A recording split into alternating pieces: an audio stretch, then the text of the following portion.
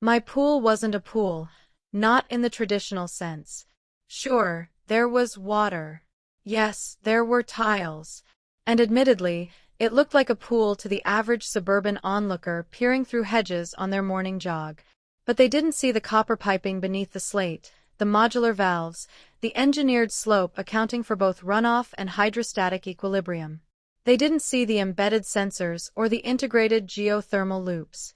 Because my pool was part of a project, one I had spent the last year designing. And now, thanks to a letter dripping with bureaucratic arrogance, I finally had a reason to reveal it. It started with boredom. I had retired early, sold a software company at the right time, right price, moved to a quiet development where the biggest controversy was whether mailboxes should be black or forest green. That kind of place. 6 months in, I realized I needed something to build. Something real. So I designed a pool. Not a normal pool. An engineered ecosystem. Self-filtering, thermodynamically balanced, capable of supporting aquatic flora, controlling its own pH, and even generating supplemental electricity via pressure differentials. Why? Because I could. Because I wanted to prove you could build something elegant, sustainable, and quietly brilliant, right in the middle of HOA-controlled suburbia. So I built it. No heavy construction. Just me, some rented equipment, and a friend in civil engineering who owed me a favor. Every element had been fabricated with exacting detail. The structure doubled as a water storage system, an energy sink, and, should I ever want to show off, a natural plunge pool with a filtration rate of 3,000 liters per hour. I had considered submitting it to the HOA for approval. Then I read their application packet. It required 15 pages of documentation, a non-refundable fee, a color palette reference, and approval from no fewer than 3 subcommittees. No thanks. Now, the HOA had noticed. Probably tipped off by someone with too much time and a pair of binoculars. The letter ended with a threat. Failure to respond within 14 days will result in fines of $500 per day until remediation is complete. So I responded. Not with an apology. Not with a check. With blueprints. 32 pages of schematics, signed and stamped by 3 licensed engineers. Calculations for flow dynamics.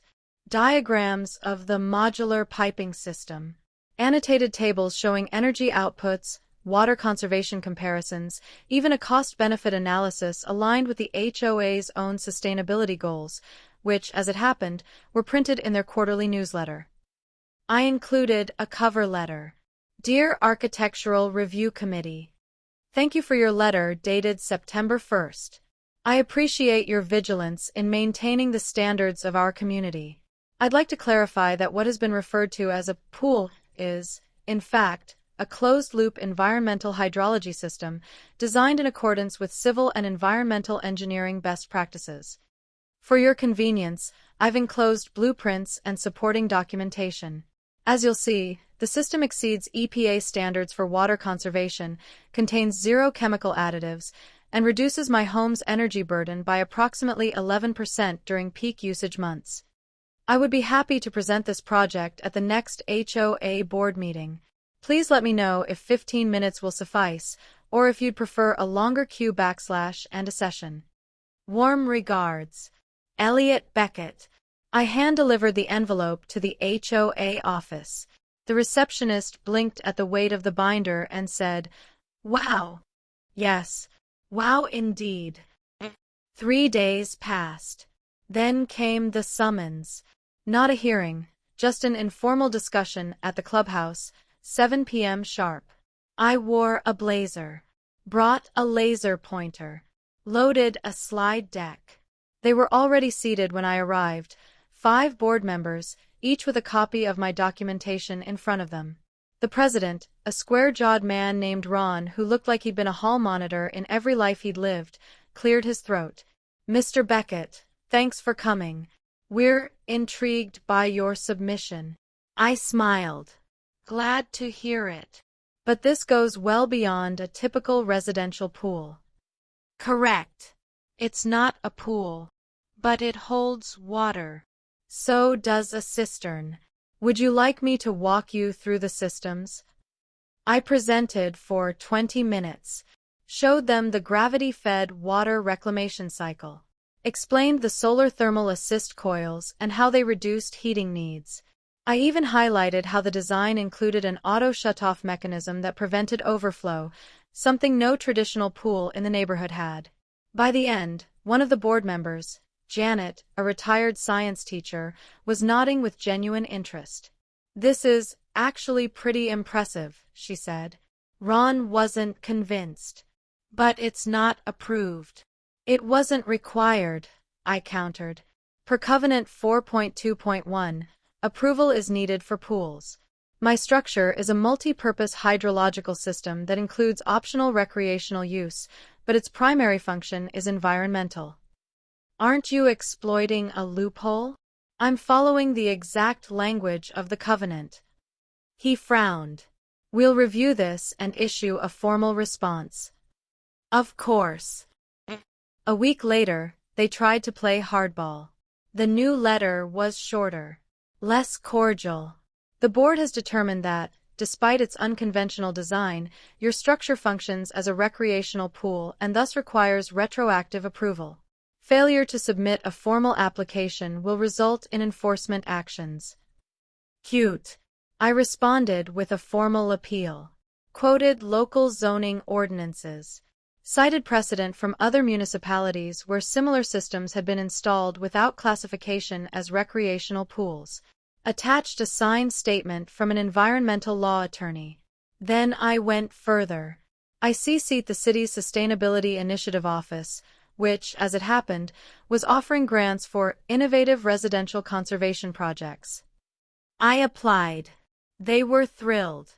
A representative came out to tour the system. 2 weeks later, I received a $12,000 grant. The city published a feature on their website, titled Suburban Sustainability, One Homeowner's Innovation Leads the Way. I sent the link to the HOA. After that, things got quiet. Too quiet. The board didn't respond for almost a month. No letters. No calls. Then, one evening while walking Charlie, I spotted Ron outside his home, pacing on the driveway.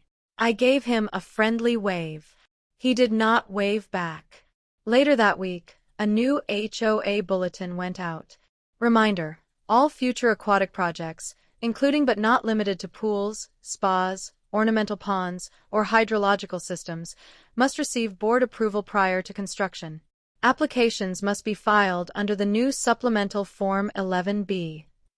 They were trying to future-proof the loophole. But it didn't matter. Mine was already built, and now officially grandfathered in under the old language. Better still, a few neighbors started asking questions. 2 even stopped by to ask if I could help design something similar for their yards. One was an engineer himself and wanted to collaborate. I agreed, of course. Me again, in fact. But a couple years later, I was asked to speak at a green building symposium. And every morning, I sip coffee beside a perfectly balanced aquatic system, sunlight glinting off the water, surrounded by engineered serenity. Charlie sits beside me, tail wagging. And sometimes, just sometimes, I laugh. /2000 words.